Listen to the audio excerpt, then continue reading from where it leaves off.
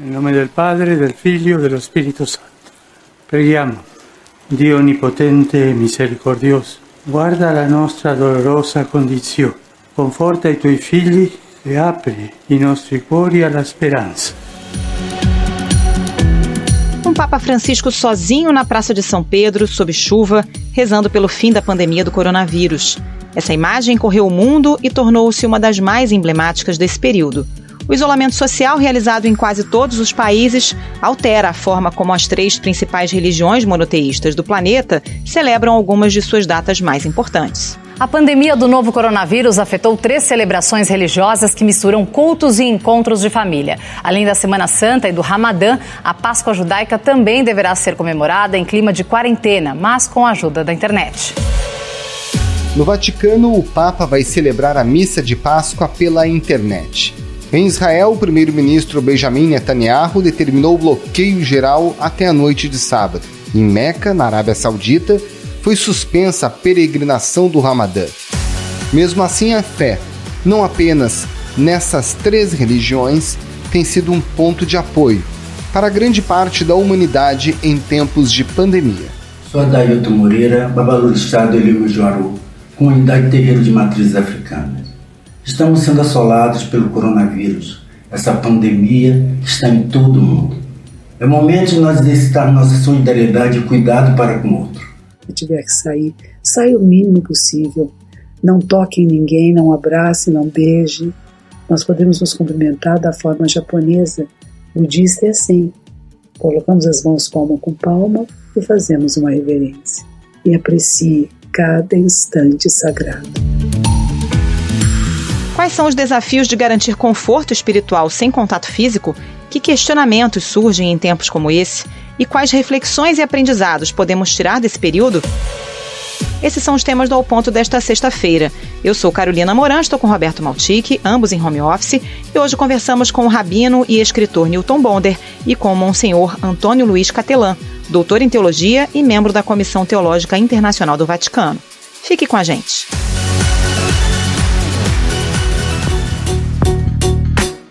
Rabino Newton Bonder. A gente chegou ao Pessach, que é uma data que, para os judeus, é uma celebração, né? Celebração da libertação da escravidão no Egito. Quais são as reflexões dessa data muito marcante para o judaísmo, para esse momento tão desgastante pelo qual a gente passa? O grande compromisso dessa celebração é contar aos filhos, é contar à nova geração o que aconteceu e manter essa identidade histórica em relação a experiências do passado. E é uma experiência que basicamente diz que a gente tem que ter calma e tem que ser proativo, não só calma no sentido de ficarmos passivos, mas muito ao contrário, nós temos que ter a serenidade para sermos proativos e sairmos desse lugar estreito e difícil que a gente se encontra. Rabino, o senhor escreveu recentemente um livro da série Reflexos e Reflexões sobre a cura, que é um tema muito apropriado para esse momento que a gente está vivendo. Que reflexões a gente pode extrair desse livro para esse momento? Ali é um livro onde eu tento mostrar várias áreas de cura, né? Obviamente eu não sou uma pessoa da área médica, então não estou me aventurando na área de apresentar, digamos assim, soluções de cura. Mas eu ali no livro eu abordo que a gente tem que ter muito cuidado e muita sensibilidade quando a gente trata da questão da cura, porque a cura tem várias dimensões. A cura tem uma dimensão, obviamente, física, que é essa que a gente busca através existem outras formas de cura, não só da dor, não só da experiência física, mas a cura ela faz necessária também na dimensão emocional, na dimensão intelectual e até na dimensão espiritual. É dessa forma que eu trabalho no livro. Então, de alguma forma, eu poderia correlacionar com esse momento que não só a gente está em busca de uma cura, que seja um antiviral, que seja uma vacina, ou alguma forma de lidar com esse momento de tanta impotência da ciência, da medicina. A Organização Mundial da Saúde diz que a cloroquina é um medicamento promissor, mas alerta que ainda não há evidências científicas suficientes para assegurar a eficácia e a segurança desse tratamento contra a Covid-19. Mas a gente também está lidando aqui com a tentativa de diminuir o nosso sofrimento. A gente não pode diminuir a realidade, mas a gente pode tentar dar conta do sofrimento. E sofrimento é alguma coisa que, de alguma forma, o ser humano tem como reduzir o sofrimento. A gente, às vezes, esquece disso.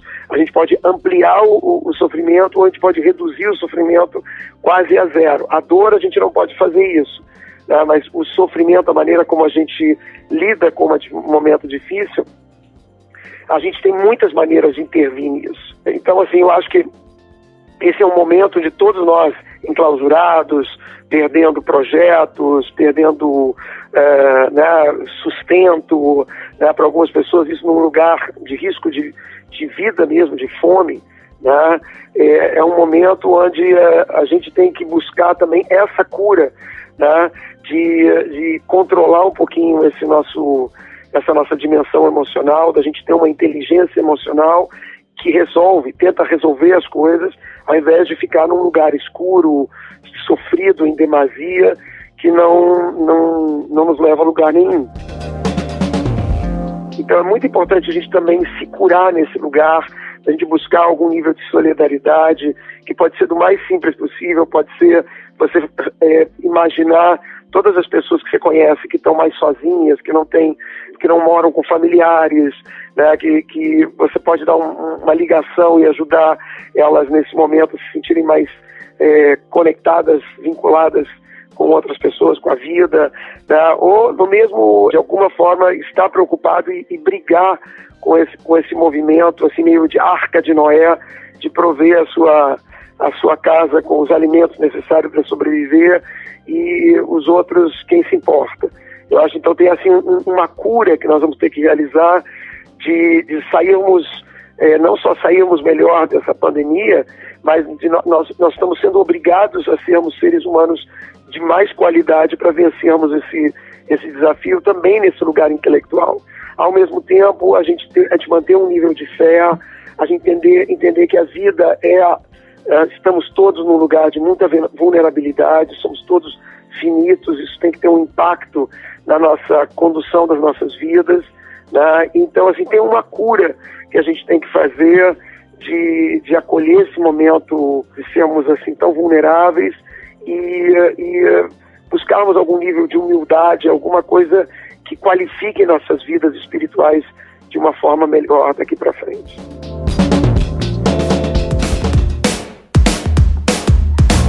Rabino, como é que tem sido a sua rotina no momento em que as pessoas precisam tanto de conselhos, de orientações, mas justamente um momento em que não se pode estar próximo, né?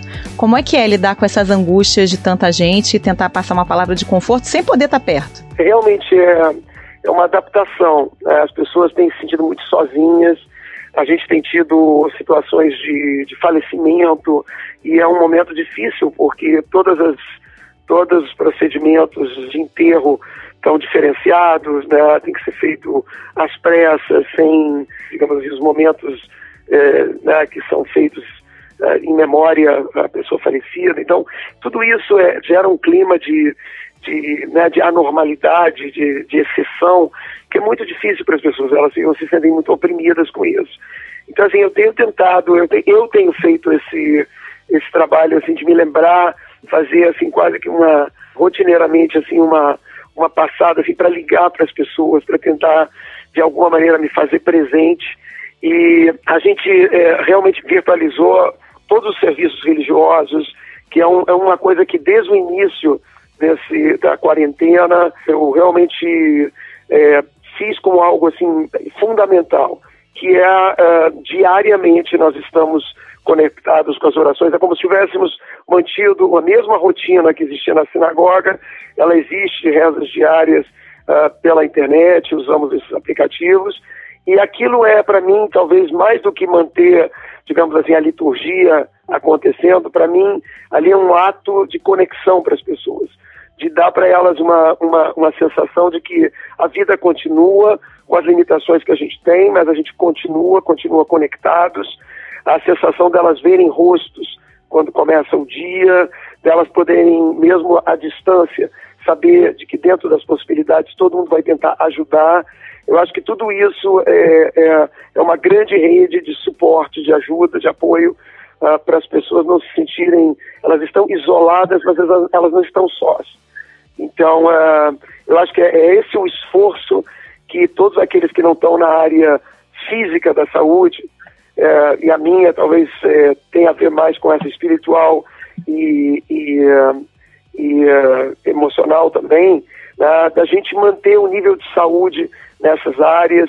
Eu acho que tem pensadores que têm que estar fazendo essa cura nesse lugar intelectual, chamando as pessoas para não ficarem num lugar de discriminação, de acusações, dizer que a doença pertence, a culpa pertence ao povo chinês, ou a gente ficar nesse lugar político, né, de divisões, onde as nossas questões políticas interferem na objetividade da gente estar juntos para lidar com essa questão tão séria. Abraham Weintraub usou o jeito de falar do personagem Cebolinha, criado por Maurício de Souza, que troca o R pelo L.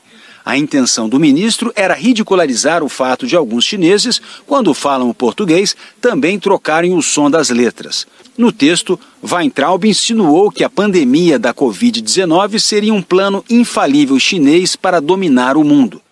Então, assim, eu acho que os intelectuais têm que estar aqui nesse lugar curando essa pandemia nessa dimensão espiritual. Todos nós temos que fazer esse esforço, e se a gente fizer, a gente vai passar. Eu acho que essa é a mensagem do Pêssar, da Páscoa judaica. Quando você está ali naquele lugar que é tão opressor, parece que aquilo não vai terminar nunca, que não tem luz no final do túnel, e a gente tem que manter aqui os dois, por um lado, a gente tem que manter essa fé e clareza de que isso vai passar e não entrar em processos de desespero. Por outro lado, a gente tem que ser muito pé no chão, fazer o que tem que fazer, cuidar de si mesmo, tentar cuidar o quanto puder num lugar mais coletivo, assim, com clareza e com sensibilidade, a gente vai sair dessa situação. Rabino, como é que o senhor vê essa questão da propagação de fake news? Às vezes as pessoas ingenuamente compartilham uma fake news, muitas vezes não é tão ingênuo assim. Essa questão que o senhor já mencionou desses conflitos políticos, né, que afloram e que se agravam num momento como esse, no qual a gente deveria, na verdade, estar buscando a união, né? Infelizmente, nesses momentos, você tem aumenta esse lado da solidariedade. Você vê que as pessoas, muitas se sensibilizam e o melhor do ser humano aparece nesse momento, mas a gente tem também o pior do ser humano, que são pessoas que olham uma situação e veem que existem inúmeras oportunidades de levar vantagem, né? Você tem situações de exceção por todos os lados. Então, se você tiver com esse lugar, um lugar perverso, em que você quer tirar proveito desse momento, realmente também, assim como existem muitas oportunidades de solidariedade, existem muitas oportunidades para as pessoas serem perversas. E eu acho que é um ato de perversidade quando você, num momento desse, onde a vida está em jogo, né, você ter outros valores que aparentemente são maiores e que estão se sobrepondo à vida, né, e que fazem as pessoas ter esse tipo de atitude. Mas, assim, infelizmente é parte da nossa humanidade, e momentos difíceis como esse vão produzir heróis, vão produzir figuras que saem do lugar comum e se expõem, se arriscam para ajudar, né, para estar num lugar de solidariedade, e você vai ter outras pessoas que se tornam vilões, que são pessoas realmente que às vezes por patologias ou por má formação de valores, etc., são pessoas que vão descambar um pouco para esse lado. Mas eu acho que a gente tem que olhar para os bons exemplos e buscar os bons exemplos dos nossos próprios valores, e é com essa arma que a gente vai sair desse lugar escuro. Rabino Newton Bonder, muito obrigada pela entrevista, um bom trabalho aí para o senhor e bom Pêssar. Obrigado, bom Pêssar. Obrigado aí. Monsenhor Catelan, qual é a mensagem que o senhor tem passado aos fiéis nessa Páscoa que é tão diferente, né? Não tem uma aproximação na igreja, as pessoas estão nas suas casas, mas por um motivo nobre. Exatamente. É totalmente diferente para nós, padres, essa Semana Santa, como foi a Quaresma toda, não é? Nós estamos habituados a celebrar, sobretudo esses dias que são os mais importantes da liturgia católica, com a igreja cheia, com uma afluência muito maior de fiéis do que nos outros dias do ano. E hoje milhares de fiéis fizeram uma caminhada da igreja de Santo Expedito até o bairro São Geraldo II. E no fim do percurso, a Via Sacra de Cristo foi encenada, uma tradição de quase 40 anos. E dessa vez nós temos que transmitir as missas celebradas, utilizando as várias mídias, e nos comunicar com os fiéis por meio de grupos e pelos meios de comunicação, à distância. Tem que sentir a proximidade de outro modo. E qual é a mensagem que o senhor tem passado? A mensagem, por incrível que pareça, é exatamente a mesma mensagem da Páscoa. De que na Páscoa nós comemoramos o fato de que o Filho de Deus se fez um de nós para viver a nossa condição, não só no que tem de bonito, de belo a vida humana, mas também naquilo que ela tem de trágico, naquilo que ela tem de doloroso. Participou de tudo isso. A morte dele foi uma morte trágica. E exatamente com essa proximidade do amor de Deus a nós, ele iluminou o mistério da morte, abre a esperança da ressurreição. Então, essa situação de insegurança, de medo, de sofrimento, nos aproxima muito do que é a realidade do mistério pascal, da entrega de Nosso Senhor, sobretudo da Sexta-feira Santa, e então fica ainda mais forte a mensagem da ressurreição, da esperança nessa ocasião. O senhor tem percebido uma busca maior por esse conforto espiritual? As pessoas estão mais angustiadas? Quais são as principais angústias dos fiéis nesse momento? Bom, pessoas muito mais próximas a nós relatam de que os links das postagens, das celebrações, das catequeses, das mensagens que a gente tem procurado passar, estão sendo partilhados e estão sendo procurados por pessoas que estavam, assim, que não tinham uma prática religiosa frequente ou que até nem tinham prática religiosa, mas por meio de amigos pedem o que o bispo tem falado, o que o padre fulano tem falado, e aí partilham os links para que possam também escutar.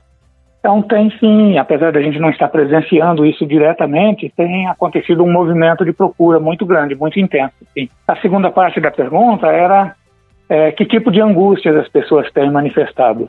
Em geral, têm pedido orações por alguém que está enfermo, por alguém que está fora do país, correntes de orações pelos médicos, pelos que estão mais expostos na sociedade. Então, se intensificou mais a questão da oração propriamente. O Brasil tem hoje mais de 17 mil casos de Covid-19, com 941 mortes, um aumento de 18% nas mortes em 24 horas. Agora, nessa situação, tem muita gente que está sendo impactada ou que vai ser impactado pela doença e, eventualmente, até mesmo pela morte. E também tem a questão desse desequilíbrio econômico, da questão emocional que as pessoas estão dentro de casa, não conseguem trabalhar. Como é que levar uma mensagem contra essa desilusão que pode até mesmo, eventualmente, até abalar a fé das pessoas, né? É uma provação. Essa situação representa uma provação para a nossa mensagem também.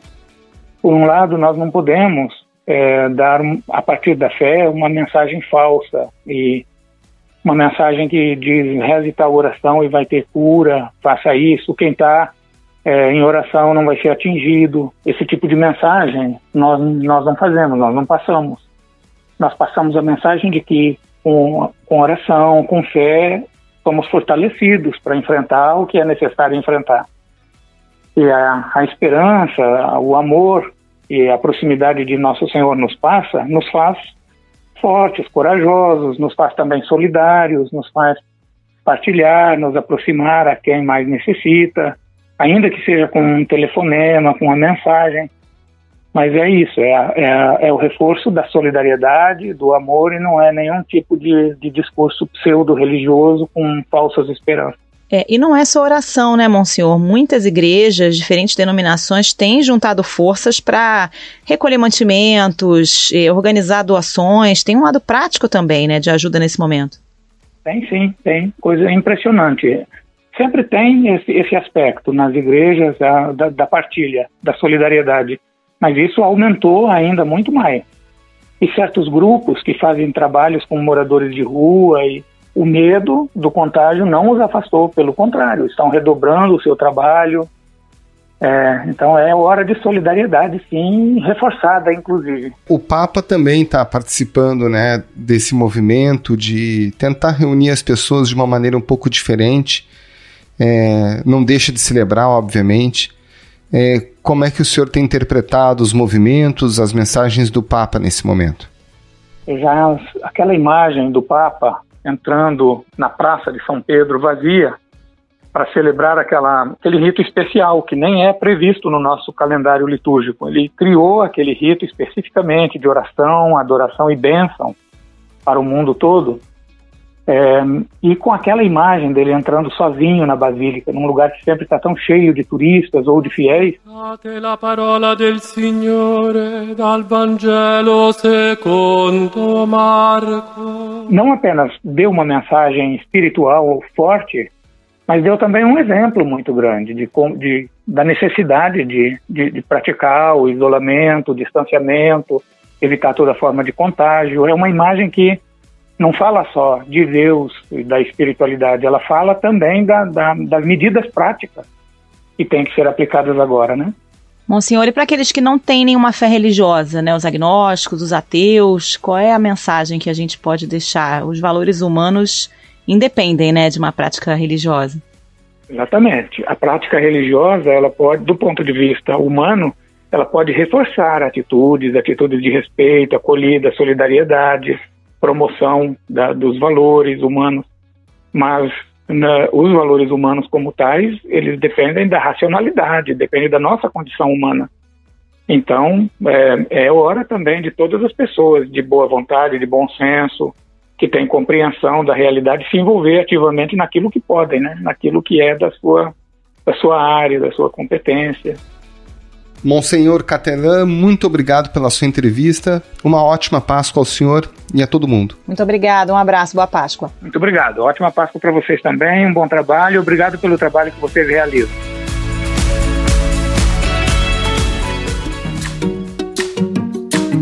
Esse foi o Ponto de Hoje, o podcast diário da redação do Globo. Nessa conversa a gente conta com a participação de toda a equipe do jornal, as mesmas pessoas que levam até você informação e análise de qualidade todos os dias. Quer saber mais? Assine o Globo. Acesse assineoglobo.com.br e confira todas as notícias e reportagens especiais. Lembrando que todo o material de utilidade pública relacionado ao coronavírus está gratuito. Não precisa ser assinante do Globo.